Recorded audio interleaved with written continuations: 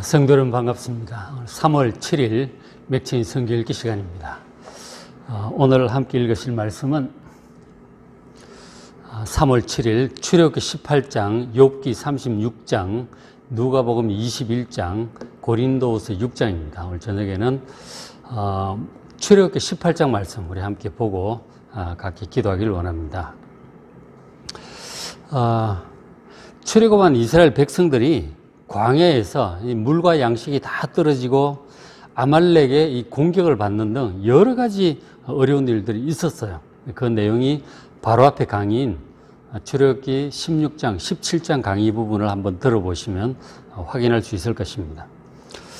그래서 이제 여러 가지 어려운 일들이 있었는데 그때 이제 하나님의 정말 은혜로 잘 극복을 했어요. 그렇게 하면서 이 광야 생활, 초기 생활에 잘 적응을 한 것이죠. 그리고는 이제 18장이에요. 18장에서는 이제 200만 이스라엘 백성들이 출애굽을 해서 지금 이동을 하고 있는데 이 많은 사람들이 이동을 하려면 뭔가 조직의 효율성이 필요하죠. 그래서 이제 이 이스라엘 백성들이 조직이 정비되는 그런 내용이 출애굽기 18장의 내용이에요.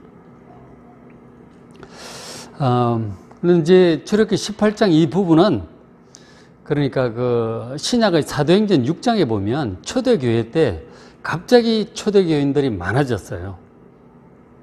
사도 베드로의 한 번의 설교를 통해서 3,000명이 세례를 받고 또 5,000명이 믿고 막 이런 식으로 엄청나게 숫자가 갑자기 많아지니까 이 구제사역이라든가 이 재정집행이 이제 문제가 막 생기기 시작한 거죠.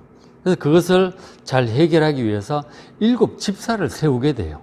그렇게 함으로써 이 교회 행정의 효율성을, 조직을 잘 세우는 그런 모습을 보여주는데 그렇게 사도행전 6장과 이 출애굽기 18장은 효율적인 행정 조직의 교과서로 쓰여질 아주 중요한 그런 양대 본문이라고 그렇게 말할 수 있겠습니다. 이렇게 이제 중요한 일이잖아요. 굉장히 중요한 일인데 이런 중요한 일은 보통은 이제 하나님의 계시로 이루어지기도 하겠지만 근데 이제 이 출애굽기 18장에서 보면 하나님께서 다른 일반적인 방법도 사용하고 계심을 이제 보여주고 있어요. 그러니까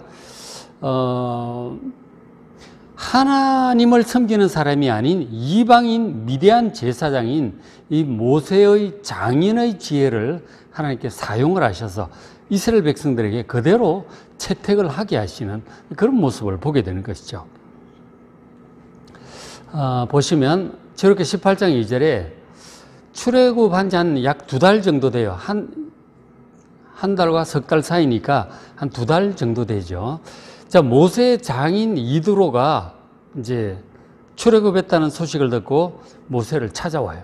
올 때 모세가 돌려보냈던 그의 아내 십보라와 그리고 모세의 2 아들을 함께 데리고 찾아옵니다. 가족을 이제 돌려보내주는 것이죠. 사람은 혼자 살 수가 없죠. 가족과 함께 살아야 안정되고 이제 마음의 평안을 누릴 수 있고 행복을 누릴 수가 있잖아요. 그래서 가족과 함께 살 수 있도록 장인이 모세의 아내와 그 이드로의 딸이죠. 그리고 모세의 2 아들을 데리고 옵니다. 가족을 다시 만나서 이렇게 함께 행복하게 살 수 있다는 것은 이것도 하나님의 큰 은혜 중에 하나죠. 그런 것들을 보여주고 있죠. 자, 모세의 2 아들 소개를 여기서 잠깐 해주고 있어요. 2 아들 이름을 보면 모세가 광야에서 40년간 그 이드로의 집에서 지낼 때 어떤 마음이었는지 그 2 아들의 이름을 보면 아주 간략하게 드러나요. 첫째 아들 이름이 게르솜이었는데 게르솜의 뜻은 모세가 이제 그 이름을 지은 건데 내가 이방에서 나그네가 되었다 그런 뜻이에요. 그러니까 무슨 뜻입니까? 광야 생활 초기에 자기가 이방에서 나그네가 된 것을 한탄을 좀 한 것이죠. 하나님의 어떤 사명을 따라 백성들을 돕고자 했으나 살인을 하게 되고 그것이 발각이 되면서 결국 이제 갑자기 이제 왕자로서의 지위를 잃어버리고 광야의 나그네 생활을 하게 된 거죠. 그것을 한탄하는 그 모세의 마음이 첫 아들 게르솜에게서 그렇게 나타나요. 자, 그렇게 이제 시간을 좀 지내다가, 세월을 지내다가 두 번째 아들을 낳게 되었는데, 그 아들 이름이 엘리에셀이에요. 그 엘리에셀이라고 하는 뜻은 내 아버지 하나님이 나를 도우사 바로의 칼에서 구원하셨다 라고 하는 의미에서 엘리에셀이라고 지었어요. 하나님께서 구원하셨다는 뜻이죠. 저 이제 둘째 아들 이름에서 볼 때 이제 모세의 마음이 나타나죠. 아, 내가 지금 갑자기 나그네가 된 이것을 한탄을 했었는데 더 세월이 지나면서 깨닫고 보니까 아버지 하나님, 조상들의 하나님께서 아브라함, 이삭, 야곱 조상들의 하나님께서 나를 도와주셔서 그 바로의 칼에서 구원해 주셨구나. 구원해 주신 하나님의 은혜를 감사하는 그런 신앙 고백이 둘째 아들 이름에 붙여진 것이죠. 다윗, 모세의 마음인 거죠. 요셉 같은 경우도 그 두 아들 이름을 지을 때 이름을 한번 여러분 살펴보시면 저런 식이죠. 초기에 어떤 그 한탄하는 마음과 하나님의 구원의 은혜를 생각하는 그런 마음들이 두 아들 이름에 그렇게 드러나요. 그러니까 아들 이름들을 보면 그 부모의 당시의 신앙 상태라든가 마음을 표현하고 있는 것이죠. 우리도 자녀들 이름을 부모들의 신앙을 이제 담아서 그렇게 짓고 하고 그러잖아요. 저런 것을 우리가 모세의 광야 40년의 그 마음을 잘 들여다볼 수 있습니다. 자, 그렇게 이제 아내와 두 아들들이 찾아와가지고 다시 이제 가정 생활을 이제 모세가 하게 된 거죠. 더 이상 외롭지 않고 따뜻하게 행복하게 지낼 수 있게 된 거죠. 물론 전체적으로는 약속의 땅을 향해 가는 큰 와중에 있지만 가족과 함께 이제 그렇게 가게 된 것이죠. 그래서 이제 이드로가 왔을 때 가족 상봉을 하게 됐잖아요. 가족 상봉을 하게 됐는데 18장 8절에 모세가 장인 어른에게 다 얘기를 합니다. 그동안 있었던 일들. 모세가 여호와 하나님께서 바로와 애굽 사람에게 행하신 모든 일들, 10가지 재앙도 내리시고 홍해바다 건너온 그 일도 얘기를 했겠죠. 그런 일들, 놀라운 기적과 같은 일들을 모세가 장인에게 얘기를 다 합니다. 어르신이니까, 그죠? 부모님이니까 얘기를 다 하고, 그리고 길에서 그들이 당한 모든 고난도 얘기를 해요. 물이 떨어지고, 양식도 떨어지고, 아말렉이 공격을 해왔다든가, 이런저런 일들을 다 얘기를 합니다. 그러면서 그런 상황에서 하나님께서 어떻게 구원하셨는가? 이스라엘 백성들을 어떻게 기적과 같은 능력으로 도와주셨는가? 그 일들을 다 장인에게 얘기를 합니다. 간증이죠. 하나님께서 그 어려운 데서 자기들 구원하여 여기까지 인도하신 그 모든 일들, 하나님의 놀라우신 능력을 찬양을 하면서 쫙 얘기를 합니다. 얼마나 실감이 왔겠어요?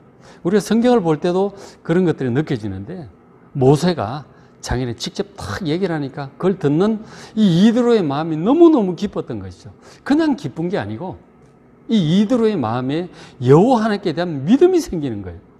그야말로 전도 현장이죠. 간증과 전도 현장인 것입니다. 이드로가 이제 모세의 장인으로서 40년간 데리고 있었잖아요. 그러면서 이 모세는 여호와 하나님을 섬기는 사람이었어요. 그렇잖아요. 그래서 이스라엘 백성들을 돕다가 그렇게 쫓겨 나온 거 아니에요? 그 모세의 마음은 여호와 하나님께 대한 믿음이 있는 사람이에요. 여호와 하나님께 대한 그런 얘기를 모세가 때때로 했을 거라고요. 장인에게. 그리고 아내에게, 자녀들에게도 얘기를 했겠죠. 그렇게 어느 정도는 알고 있었지만 그래도 이들은 기본적으로 그 이방인 미디안 제사장이에요. 그 셈족의 하나님이라고 볼 수도 있겠지만 어쨌든 여호와 하나님에 대한 구체적인 지식은 없어요. 아브라함과 이삭과 야곱이 섬겼던 그 여호와 하나님에 대한 지식은 없어요. 그냥 일반적인 좀 포괄적인 의미에서의 신을 섬기고 있었던 것이죠. 그런 신을 섬기는 제사장으로서 이제 그래 있었는데 지금 이 모세를 통해서 이스라엘 백성들의 하나님 여호와 하나님께서 하신 일들을 쫙 듣고 보니까 저 강대국 애굽으로부터 출애굽하고 홍해바다 건너온 일들, 광야에서 행한 기적과 같은 일들을 보니까 이 어느 나라에서도 듣도 보도 못한 놀라운 기적들인 것이죠. 그 얘기를 듣고 보니 이드로가 진짜 여호와 하나님을 진짜 하나님이시다. 신 중에 최고의 신이시고 이 하나님이 진짜 하나님이라고 하는 그런 확신이 생겼던 것 같아요.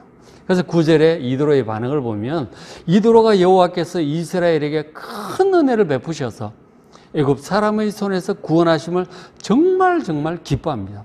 감탄과 기쁨이 나오는 거죠. 이게 또 그냥 보통 일도 아니고 자기 딸이 지금 관련된 거 아니에요. 자기 사위 아니에요. 그리고 외손주들이잖아요. 그 지도자가 된 이 모세, 200만 이스라엘 백성의 지도자가 됐잖아요. 모세가. 그 하나님께서 자기 딸 가정, 이 모세 가정을 그리고 이스라엘 백성들을 놀라운 능력으로 구원하신 것에 대해서 정말 큰 기쁨과 감사가 막 터져 나오면서 이 이드로도 저렇게 해서 하나님을 믿게 되었던 것 같아요. 이방인이 지금 하나님을 믿게 된 거죠. 그것이 이제 바로 뒤에 여러분 읽어보시면 함께 하나님께 번제와 화목제를 드리고 그리고 같이 식사를 하는 모습을 화목제를 나누는 것을 보게 돼요. 그러니까 이드로도 이제 하나님을 섬기게 된 거죠. 자, 이런 이제 큰 은혜가 있었어요. 그죠? 자, 그렇게 해서 이제 가족들과 장인과 만나고 또 전도도 되고 이제 가정도 다시 만나고 이런 은혜가 있었잖아요. 자, 그리고 그 다음날 이제 이런 일이 있었습니다. 18장 13절에 이튿날, 그 다음날 모세가 하는 걸 보니까 이제 이드로가 보는 거죠. 모세가 백성을 재판하느라고 앉아 있어요. 그 백성들이 아침부터 저녁까지 하루 종일 줄 서서 모세에게 나오는 거예요. 재판을 받으러 오는 거예요. 그 뭐 재산 분쟁이라든가 혹은 뭐 다툼이라든가 뭐 집안들끼리 뭐 분쟁이라든가 뭐 이런저런 여러 가지 일들이 있을 거 아니에요.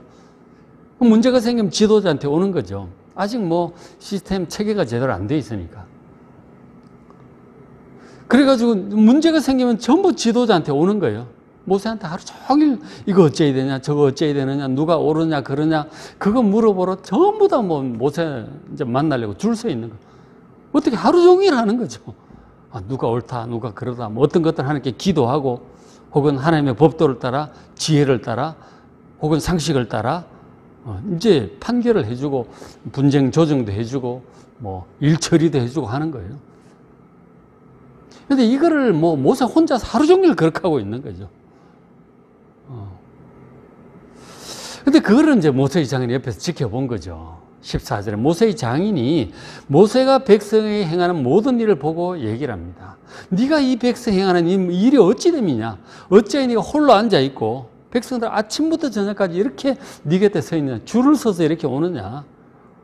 이 뭔 일이냐? 그렇게 얘기를 하니까 지금 하나님께 물어볼 일이 있으면 전부 나한테 온다. 왜냐하면 자기가 하나님의 종이고 다른 사람이 없잖아요. 전부 오는 거죠. 이건 상식적으로 봐도 이제 말이 안 되는 거예요. 모세는 지칠 것입니다. 하루 종일 그렇게 하고 있으면 뭐 지치죠, 혼자서. 그 백성도 하루 종일 줄 서 있고, 보통 일이 아니죠. 뭔가 이거 지혜가 필요한 거예요. 이대로는 안 되는 겁니다. 뭔가 방책이 필요한 거예요. 상식적으로 봐도 이건 말이 안 돼요.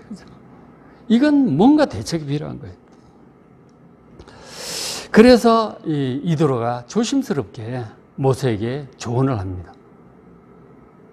그 사위긴 하지만 지금 200만 이스라엘 백성들의 지도자잖아요. 어쨌든 이 장인이니까 또 할 수가 있겠죠. 어른이니까. 자, 조언을 해주는데 18절에 그렇게 얘기를 하죠. 너와 또 너와 함께한 이 백성이 필경 기력이 쇠할 것이다. 너도 지치고 백성도 전부 지칠 것이다. 이거 뭐 하루 이틀도 아니고 계속 200만인이 얼마나 일이 많겠어요? 이건 일이 너무 너에게 중하다. 네가 혼자 할 수 없다. 이거는 얼마 못 간다. 이렇게 할 수가 없다. 그러면서 상식을 따라 이제 어른으로서 지혜자로서 이제 조언을 하는 거죠. 19절에 이제 내 말을 들으라. 내가 내게 방침을 가르칠 것이다. 어떻게 해야 될지 내가 얘기를 해주겠다. 백성을 다스리는 어떤 그 이치에 대해서 모세도 경험이 적고 뭐 이런 상황이 처음이니까 그건 이제 얘기를 해주겠다는 거죠. 그러면서 이드로도 신중하게 얘기를 해요. 하나님이 너와 함께 계실지로다 그러죠. 너희가 섬기는 이 하나님께서 너에게 지혜를 주시고 하나님, 너도 우리도 하나님을 의지하면서 잘 좀 생각을 해보라는 거죠. 내 말 듣고. 그렇게 얘기를 하면서 이제 조언을 하는 거죠. 하나님께 기도해서 받은 그런 게 아니에요. 그죠? 상당히 어떻게 보면 경험 많은 노인의 지혜에 속한 사회적인 어떤 경험이 있는 분의 조언인 거죠. 상식적인 어떤 조언입니다.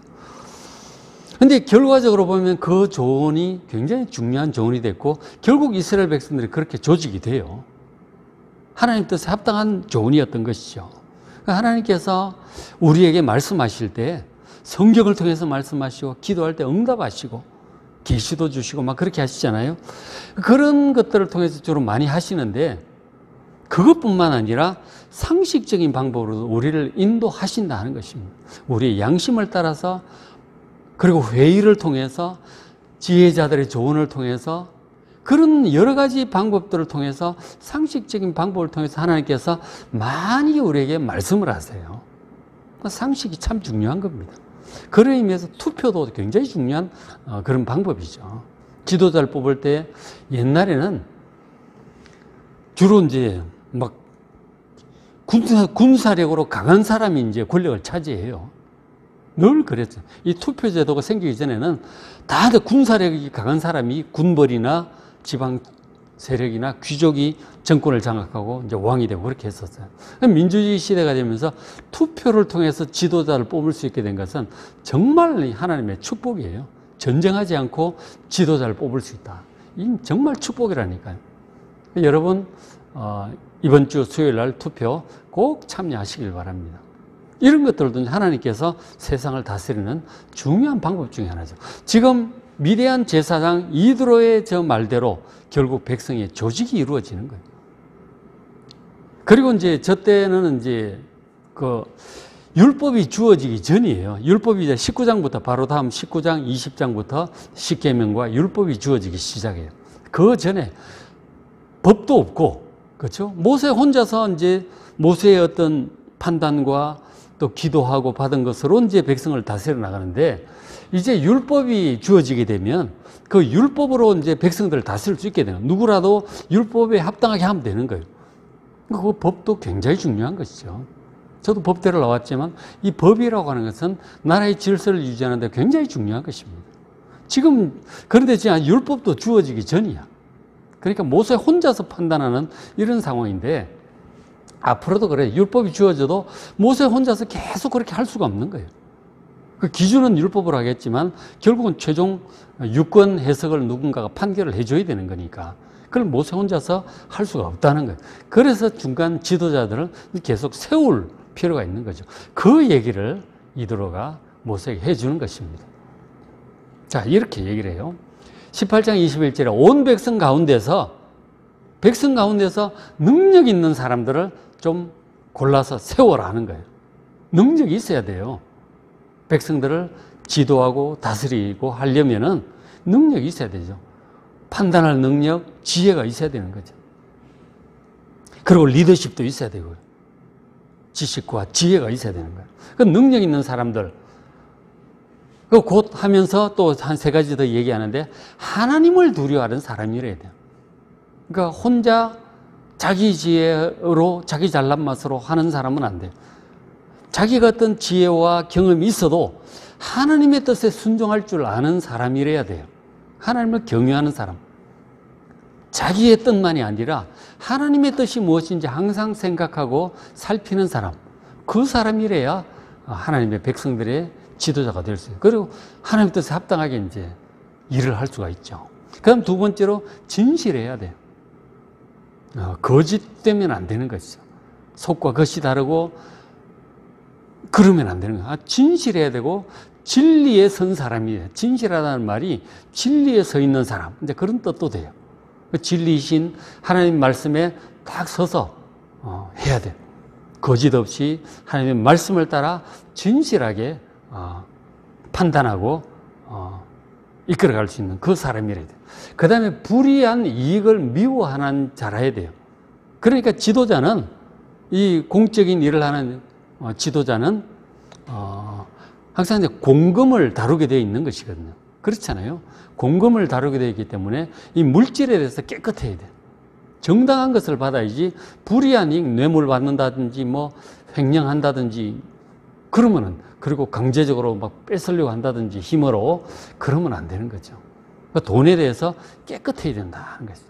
이런 사람을 이제 백성들의 중간 지도자로 세우라고 하는 거죠. 그래서 세우는데 백성 위에 세워 천부장, 1000명을 다스리는 사람, 그 백부장, 100명을 다스리는 사람, 50부장, 50명을 다스리는 사람, 10부장, 10명을 다스리는 사람으로 그렇게 세우라는 거죠. 아주 명백하죠, 그죠? 그래서 천부장 밑에 10명의 백부장이 있는 거예요, 그죠? 백부장 10명, 그 밑에 100명이 있잖아요. 그 백부장 밑에는 50부장 2명이 있고, 50부장 밑에는 10부장 5명이 있는 거예요. 그 10부장 밑에는 이제 백성 이제 10명이 있는 거예요. 10명이 있는 거예요, 그죠? 그렇게 다스리는 그런 조직을 세우라고 합니다. 그 200만이 저렇게 쫙 이제 되는 거죠. 지파별로 하고, 지파 안에, 지파 전체 족장이 있죠. 그 안에 천부장, 백부장, 50부장, 10부장 이렇게 하는 거예요. 그렇게 해서 어떻게 하느냐면 22절에 그들이 때를 따라 백성을 재판하는, 수시로 이제 하는 거죠. 백성들을 재판하고 이제 누가 옳고 그름 판단하고 뭐 지도를 하는데 큰 일은 모두 너에게, 모세에게 가져오고 작은 일은 모두 그들이 스스로 재판하도록, 10부장이 못하면 50부장한테 가고 50부장 못하면 100부장한테 가고 그러도 안 되면 1000부장한테 가고, 그렇게 해서 1000부장도 해결 못할 큰 일이면, 중대한 일이고 어려운 일이면 모세에게 가져오라는 거죠. 그렇게 하게 되면 모세에게 올라올 일이 많이 이제 없어지는 거죠. 웬만하면 10부장 선에서 되고 웬만하면 100부장 선에서 되고, 그것도 안 되면 1000부장 선에서 거의 이제 되는 거죠. 모세에게까지 갈 일은 거의 이제 잘 없죠. 100부장끼리 의견이 다르다는 거. 그러면은 1000부장이 하기가 어려울 수도 있어요. 그럴 때는 이제 모세한테 갈 수도 있겠지만 대부분은 이제 소소한 것은 거의 다 되는 거죠. 그렇죠? 저기는 이제 아직 율법도 있기 전이지만, 전이라서 특히나 지도자들이 어떻게 판단했겠어요? 상식적으로 하는 거예요. 좀 지혜로운 사람이 있잖아요. 그런 사람들이 상식적으로 하고, 그리고 이제 모세를 통해서 권위가 다 주어져 있기 때문에 그 사람이 유권 해석을 내리고 판결하면 그 사람 뜻대로 되는 거예요. 모세가 그렇게 권위를 준 것입니다. 그렇게 해서 백성이 전체적으로 일이 돌아갑니다.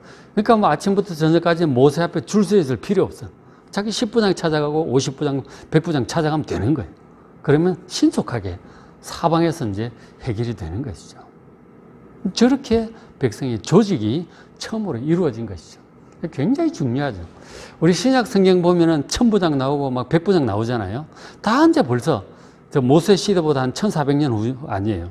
로마 시대에도 저런 이제 군사 조직을 가지고 있었던 거죠. 실제로 이제 모세가 저렇게 조직을 한 것이 뭐 다른 나라에서도 통용되고 이제 그런 것들을 지금 이드로가 얘기를 해줬고 모세가 이제 도입을 한 것이죠. 그러니까 합당하니까, 효율적이니까 그렇게 한 거예요. 그리고 저것이 이제 재판뿐만 아니라 행정적으로도 저렇게 되는 거예요. 행정적으로 지금 우리나라도 뭐 통장, 반장, 뭐 그다음에 뭐 다 있잖아요, 그죠? 뭐 동장이 있고 막 그죠? 군수가 있고 시장도 있고 막 그렇잖아요. 조직이 이렇게 되어 있는 것이죠. 저게 행정 조직이 되기도 하고, 그리고 재판 조직이 되기도 하고, 사법 조직이죠. 그런가 하면 또 지금 전쟁도 계속 해야 되니까 바로 군사 조직이 되기도 하는 거예요. 다 하는 거예요. 막 군사 지도자고 사법 지도자이기도 하고 행정 지도자이기도 한 거예요. 저렇게 조직이 딱 되니까 이제 백성 전체 한눈에 착 들어오는 거죠. 위에서 어떤 하나님의 뜻을 전하면 쫙 아래로 전달이 되고요. 그죠? 백성들의 뜻이 쫙 이렇게 거슬러 올라오고 그렇게 하는 거죠. 교회가 커지면은 저렇게 하죠. 구역장이 있고 뭐 교구장이 있고 막 이렇게 조직이 되잖아요. 같은 원리를 따라서 저렇게 하는 것입니다. 그렇게 하니까 이제 백성들도 수월하고 지도자인 모세도 많은 이제 시간과 에너지를 덜 수 있게 된 거죠. 진짜 중요한 것들에게 중요한 일들에 집중할 수 있게 된 것이죠. 이것이 전체적으로 하나님 뜻에 합당한 것이었고 그렇게 해서 그렇게 조직이 됐어요. 그러면 19장부터는 이제 시내산 기슭에 가서 하나님 강림하시고 율법을 주시고 이런 내용이 전개되는데 그 직전에 이런 내용을 기록을 하고 있는 거죠. 백성을 조직하는 것 굉장히 중요합니다. 그 앞에는 광야 생활에 적응하는 것 참 중요했고요. 그죠? 그 앞에는 출애굽하는 게 중요했고 이 18장은 백성 조직하는 것 이것이 이제 굉장히 중요하죠. 사도행전도 보면은 그 막 처음에 복음 전하고 막 굉장히 어려운 일들이 있었죠. 그러다가 이 교회를 조직하는 내용이 나오고 그리고는 해외 선교가 이루어지고 쫙 이렇게 가는 거예요. 그러니까 효율적인 조직 굉장히 중요합니다. 우리 교회는 아직 좀 작아서 그렇지만 교회가 커진다면 이 백성들의 조직이 이제 성도들의 조직, 교회 조직이 굉장히 중요해지게 되는 거죠.